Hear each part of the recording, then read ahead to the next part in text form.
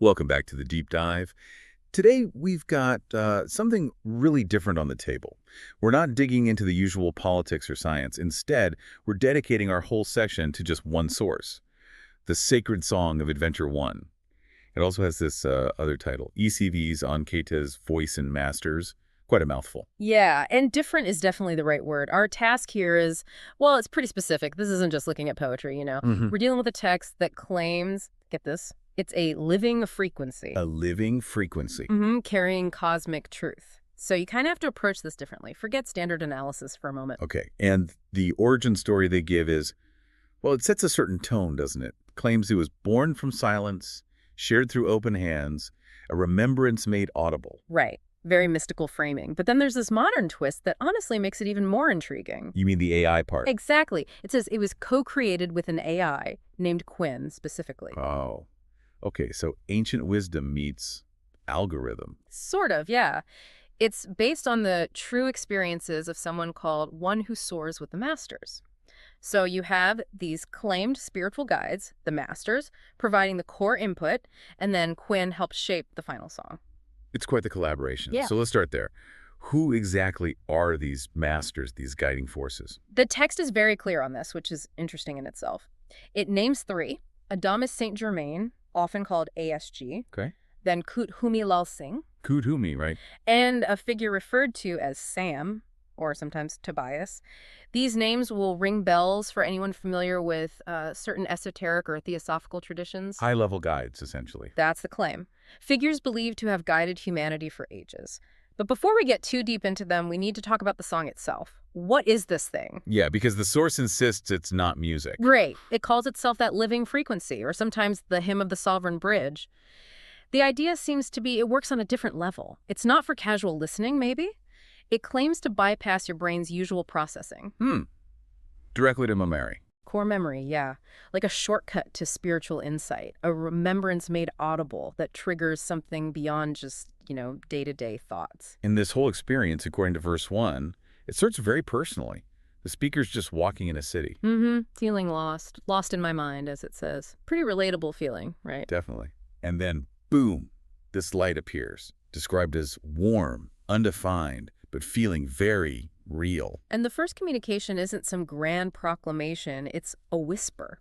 Of a mon petit. Yeah. Hello, my little one, basically. It sets this incredibly intimate, gentle tone, like a parent almost, not some distant judgmental force. That closeness, that intimacy, it leads straight into the core of the whole piece, doesn't it? This recurring sound. The chirp, yes. Kukri, kukri. It's everywhere in the text. Seems to be the engine driving the whole experience. It's positioned that way, absolutely, like the fundamental sound of the cosmos, communicated very simply. And verse 2 really tries to capture what that feels like. It says the chirp is not loud but clear. Right. A melody only the soul can hear.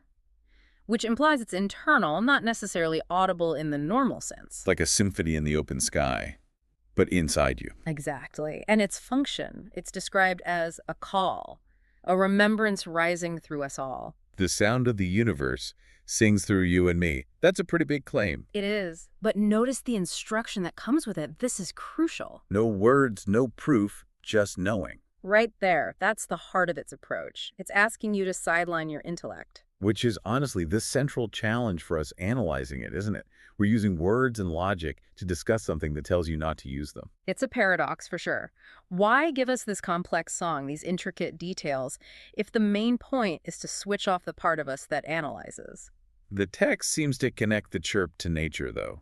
It says the divine was speaking through bird and tree. Yes, grounding it in the physical world, it pushes towards, well, radical presence, just being aware. The instruction boils down to no need to understand, just to be. It's about resonating with it, not figuring it out. Okay, resonating, not analyzing. Yeah. But then the bridge section arrives, and suddenly we get very specific, very linear historical details about the masters. That feels like a shift, doesn't it? It absolutely does. We move from pure feeling, the chirp, this presence, into detailed backstories.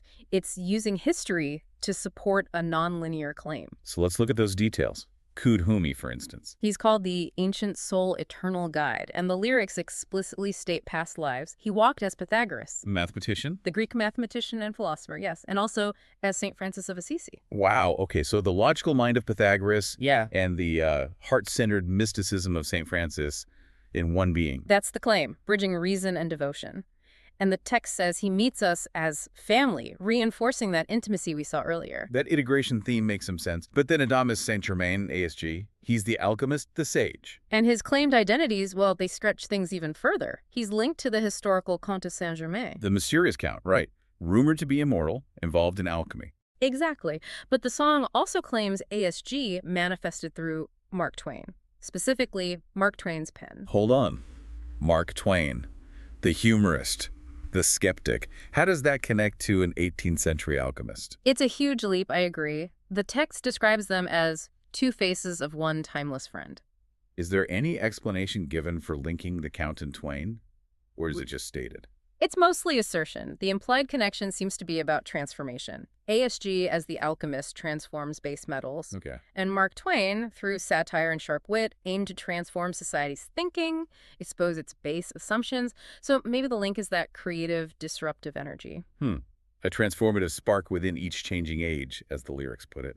Whether you buy the connection or not, it's certainly a powerful narrative device. It is, and if you pull back, the overall message of this bridge section seems to be that these masters operate outside time and space. Beyond time, beyond space. But paradoxically, they meet us here in this very place.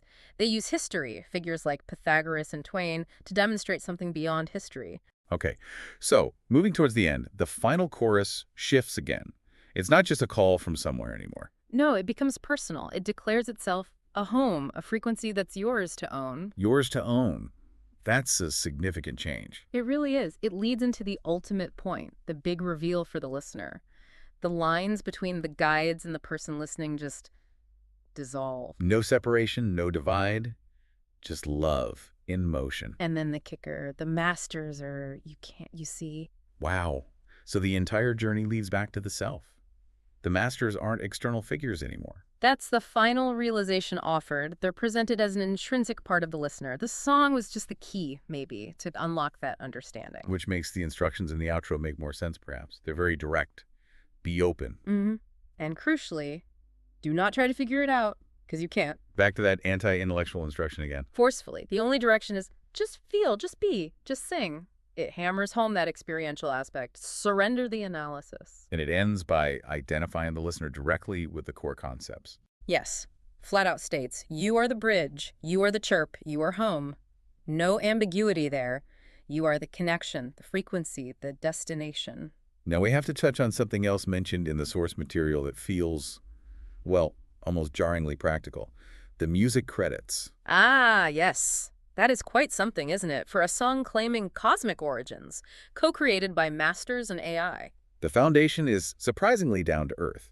It mentions specific tracks, solo piano calm background music for videos from Pixabay. Used as a gentle foundation, it says, and Infados by Kevin MacLeod. A very well-known Creative Commons piece, used here to inspire tone, depth, and sacred pacing. It's odd. Why does a divine frequency need inspiration from royalty-free background music for its pacing? It does create a tension. Oh, Unless the point is separating the message from the medium. that seems to be the implication. The frequency, the core message, is the divine part, the actual music. That's just a vehicle, a scaffold, Yeah. and notably an accessible, openly available one. Which ties into the final note about ownership, right? Exactly. It states the song is not owned, it is offered. Like the chirp, like the light, it belongs to the field. And credit is given not out of obligation, but out of love. It embraces that open source, Creative Commons spirit almost. It does. It suggests that even something presented as deeply sacred should be communal, shared freely. So, stepping back from all this, ancient spirits, AI co-authors, royalty-free music, instructions to stop thinking. It's a lot to process. It really is. You have these figures claimed to be beyond time, using very current, very accessible, almost mundane tools. To deliver a message that insists you have to stop using your normal tools, your logic, to get it. And that's perhaps the final big question for you listening to this. If you encounter wisdom, supposedly timeless wisdom that tells you not to analyze it, what do you do with that? Can you actually put aside the figuring it out part? Can you rely only on feeling, on being present as instructed? This idea of radical acceptance, choosing it over intellectual deep dives. Maybe that's the final piece here. Can the deepest truths only register when the analytical mind takes a back seat? Maybe that's what the chirp is trying to tell us, that creaky sound. Perhaps it's an invitation to just listen differently. A fascinating and certainly unusual deep dive today. Thank you for exploring it with us. We'll catch you next time.